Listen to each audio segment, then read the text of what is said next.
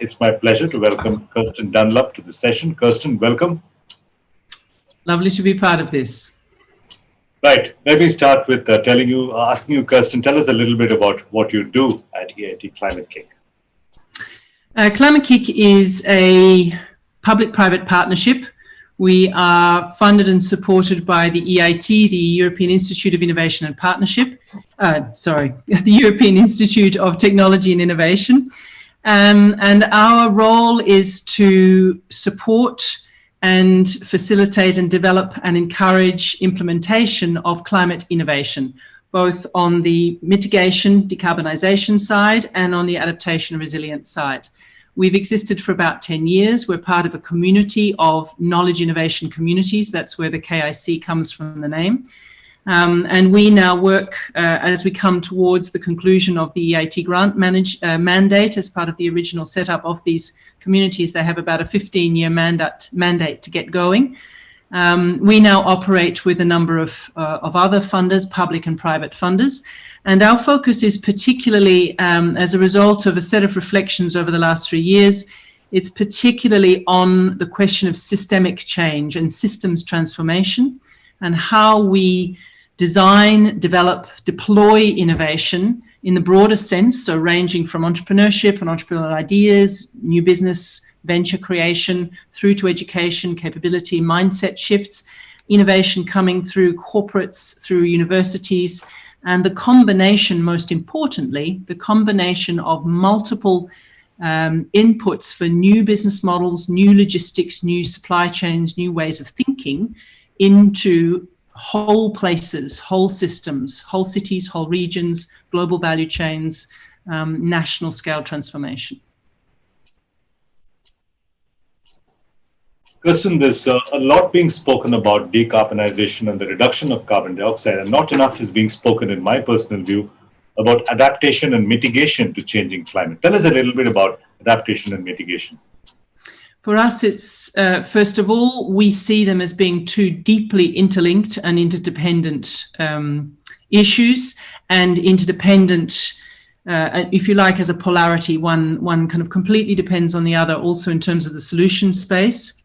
We do actually rather a lot of work in this field, and we are continuing to build that up. A lot of the effort that has gone in, for example, in the work we're doing in industrial regions that are dependent upon high carbon emitting industries like coal, the just transformation work that we're doing in agriculture, land use, forestry, particularly in areas of Europe where there are extreme stress coming already from water scarcity or from changes in heat and temperature related to disease, to biodiversity collapse, crop rotation, and so on. So this is a topic, this is an area of concern that is something that is the focus of our entrepreneurial initiatives. It's the focus of a lot of the big systems transformation work that we're doing through what we call deep demonstrations. And it's certainly a major area of focus in the work we do on capability, mindsets, and social change, because we can see even from the effects of COVID this year as a case study lesson in the effect of both systemic connection and systemic collapse, but also and particularly the effect on emotional and psychological well-being and resilience that has a very nastily correlated effect on our ability to respond quickly, and to hold a course of resilience over time. So we know that it's not just a question of physical resilience and resilience to physical risks and physical change. We know there's a huge effort needed in building a capability for social, community, and, if you like, political model resilience. For example, resilience around democratic approaches, participatory governance in the face of stress that tends to then exacerbate extreme responses and a call for very directive governance models. You also spoke about public-private partnerships. A lot of private industry is profit-oriented to a large extent. And I imagine that you are very public-oriented. How do you sort of bring a marriage between these two philosophies, if you will? Well, in the first case, by working as hard as we possibly can to shift an either or into an and. so that it doesn't become an opposition or a choice between sustainability or profit. And there are ample examples of where that just simply isn't true. You just have to look at the market cap of Tesla if you want to start there and compare it to BMW, Volkswagen and Mercedes all rolled in together. But in the work that we're doing, it's very much around, in part, helping organizations that have been extremely successful and profitable to comprehend the scale of risk that the climate emergency and climate change represents, and use innovation as a way of addressing renewal, business model transformation and renewal and resilience, so that profit is understood as being something that is possible as long as you are willing to change the rules of the game you are in and turn the underlying economic paradigm into one that is ultimately in favor of or investing in regeneration and renewal and sustainability. And we can see many examples on small, medium and macro scale of that being perfectly profitable in kind of industrial terms. I think where the major fracture sits is in timescales. Business looking for short-term, very short-term extractive above system growth are and will struggle enormously in a context that perforce requires a longer-term view and a much more multidimensional view on value and value creation and value sharing. And it's really the question of shifting underpinning economic paradigms around wealth, around prosperity, as well as possibly really checking our assumptions on sufficiency as opposed to kind of growth at all costs. You spoke about the need for systemic change, and systemic change, and to paraphrase what you said, requires the combination of many different moving parts and technologies. Give us a sense of what these moving parts and technologies are. Well, let's take, for example, a situation that we are embedded in right at the moment, which is the city of Madrid, working at a whole scale of the city itself as a whole city. There was a point of departure and a point of entry which had to do with air quality and the impact of the mobility system of transport, but public and private transport, on quality of life, quality of air, and just movement, for ease and facility of movement. In order to change that effectively, one needs to have a look at urban design and planning, laws, financial incentives, but also then begin to gradually expand out and look at what's the impact between, say, the design of mobility and transport and higher income and lower income areas of the city, the quality of housing, the quality of energy emissions associated with those houses, the extent of energy emissions associated with those types of housing, and then start to look at what's the relationship between the green areas, the way in which trees and organic material, parks, open spaces are also wrapped up. And as you start to work on one aspect of this rapidly and immediately, you see the connections with others. What we are doing is to come at it from the other direction. So let's take the whole city and map it out and understand it and see it as a set of deeply interconnected structures of cause and effect of systems, and understand that there's an inherent complexity in those systems. They're not mechanical. They have non-linear dynamic factors. They've got people making choices, random choices, all sorts of every single day about where they live and move and work.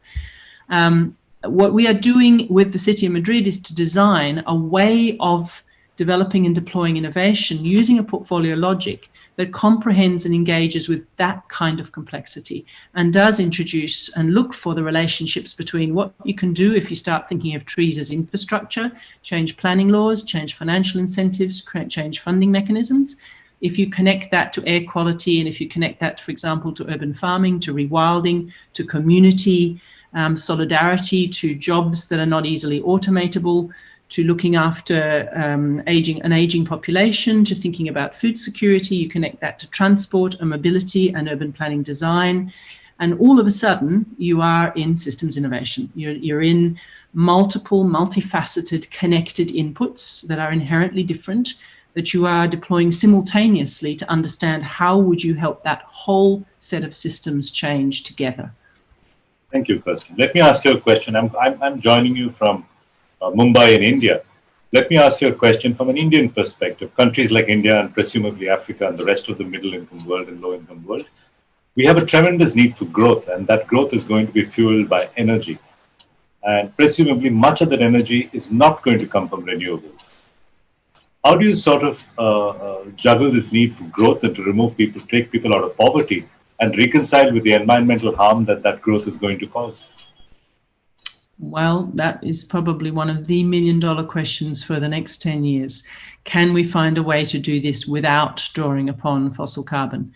I think the job of organizations like Climate-KIC is to do everything in our power to find and scale up the solutions that mean that that growth can be achieved without relying on fossil carbon, so coming from sources of renewables in a broader sense, possibly than the way in which we are thinking about them, but also shifting a model of, so on one hand, finding new and different sources that are effectively scalable, but on the other hand, also really challenging and looking for alternatives to what does growth mean and how could it be done in a way that is participatory, that is sustainable, that is regenerative, and doesn't necessarily simply repeat the same trajectory that the world has carved for itself in the last 150 years and then have to fix it all up, but leapfrog it dramatically into a very, very different way of thinking about prosperity.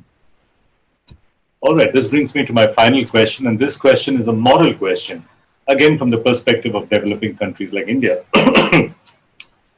We have a feeling, an emotional sense, that much of climate damage was done by burning fossil fuels, and much of that was done by the developed West, and that's how they have more development, they have higher per capita incomes, they have better infrastructure, better healthcare.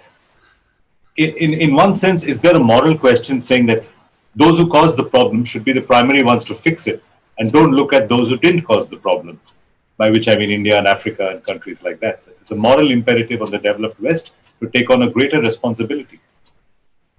So I personally believe that the developed West absolutely must take on responsibility for the effects of an industrial revolution and the scaling of that industrial revolution that we're all living with. And that is, I think, for me, the essence of the notion of climate justice, that there is justice to be asked for and justice to be given in the efforts that go into investing the proceeds of industrial development in a significant shift forward and in the accelerated exploration, discovery and deployment of solutions that are alternatives to that.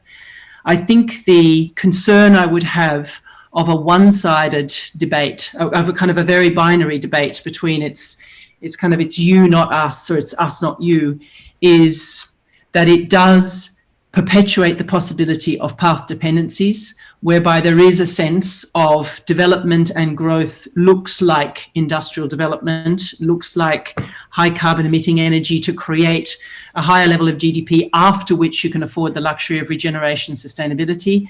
And I think just from a pure planetary and most importantly human survival perspective, we simply don't have that luxury.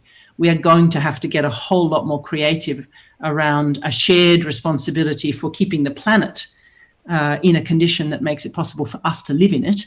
That, I think, means that there is a question here around governance, the way in which governance is constructed, from my perspective, that does, on the one hand, recognize an onus of responsibility, and on the other hand, recognize a shared collective concern and the possibility for solutions to come from every kind of place.